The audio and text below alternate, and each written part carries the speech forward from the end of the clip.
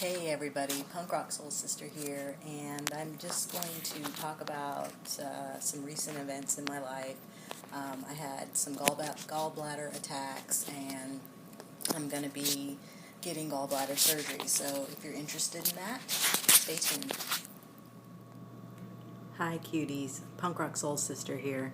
I'm just checking in with you guys to let you know that I am about to have gallbladder surgery. Yay! I'm getting my gallbladder removed on Friday, so I thought I would sort of not do a vlog, but I'll probably talk about what I go through. I've had a lot of questions about it myself, and other people may have similar questions, so I thought it would be a good idea to go ahead and talk about it. I had 2 attacks last week. The second one, I finally decided to go to the emergency room. Spent 8 hours in the emergency room, and some people had mentioned that they thought it sounded like a gallbladder attack. Basically, just right in your stomach, which is not like your lower, like where your intestines are, but up, kind of high, in the middle of your belly. Just excruciating pain that radiates out around to your back, and like you can't get comfortable in any position, and it just hurts. It's just a constant sort of stabbing pain. And there's lots of reasons that people have gallbladder attacks, or there's certain things that they tend to have in common. They don't really know why some people get gallbladder disease and some people don't, but I seem to fit in a lot of the categories, I guess. So being female is one thing. It's pretty common for females. Having been pregnant, that's another time that people's right after being pregnant or sometime after being pregnant, people start having these gallbladder problems. My age, as much as I don't want to feel like I'm 43, I am 43 and my body knows it. It seemed like up until the age of 40, I was able to get away with almost anything and not feel my age, but as soon as I hit 40, all these things started going downhill, I guess. But I was lucky enough to have a really easy pregnancy. Also being overweight. Now, also, like I said, I mean, I didn't really gain this weight until probably I was about 38 or so, that I started gaining weight. Before that, my weight was pretty steady, 130, 135.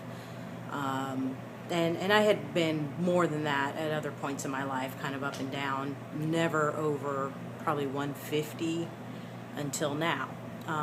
But now I'd gotten up to probably 186, and when I was pregnant, I was at like 204, 205, something like that. Now I weigh 162, and yet that's not good enough. Now, I do want to get back down to maybe 135 or something. I don't know if that's going to happen. That would be great, but I do want to get the weight off. So being overweight is another factor for the gallstones, which is what I have.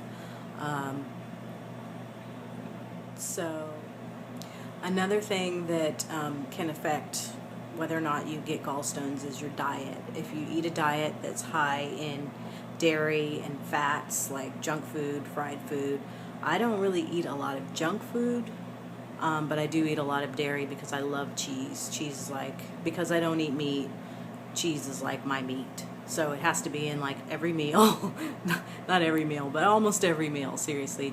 And I have been, trying to lose weight the past few months, and I've been using an app called MyFitnessPal, and it's helped a lot. It's helped me look at what I'm eating. I have to log it every day, and my cheese intake had to be sort of minimized, so I switched to reduced fat cheese. So it's 2%. So I've been using that most of the time. Sometimes I'll use the other cheese because my husband, who has no restrictions, he can eat anything he wants, and does. It's hard when you live with somebody like that because the food is always around. So if he's making nachos and he's got the full fat cheese, and I'm making nachos and I have my little low fat cheese, it's hard not to steal a pinch of that other cheese. But anyway, so what I've had to do since I've had the attacks, I haven't had another one since the emergency room last week, and I'm having the surgery Friday. By the time this goes up, it'll probably be the next day or that day. I've had to have kind of a low-fat diet, so I've had to really cut down on the amount of cheese. I do still eat it because I can't help it. I don't like food without it, which is why I'm not a huge fan of like Chinese food. Foods that don't have cheese in them just don't really appeal to me as much.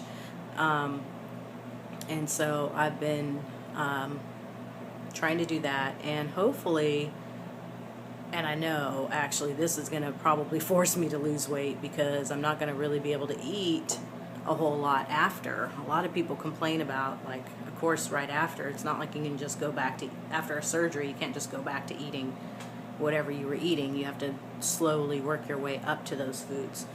So, we'll see. I guess that's the only good thing. Well, there's two good things I think that will come out of this. One, I will lose weight because of the surgery itself and not being able to eat as much of what I like. And the other thing is the fact that I will be able to eat whatever I like again, hopefully. I hadn't eaten anything really horrible that caused the attacks. It was full fat cheese. That was the only common thing that I ate on both days, and it wasn't even like that. Well, one day it was a Jimmy John sandwich. They do put a lot of cheese on there. But the other day, it really wasn't that much. So it's like they were getting more frequent. I think I had one at Christmas. I didn't know why I had the stomach ache, and it passed. So, you don't think much about it. You got to kind of take these things seriously. But anyway, I will keep you guys posted on how my surgery goes. Thanks. Bye.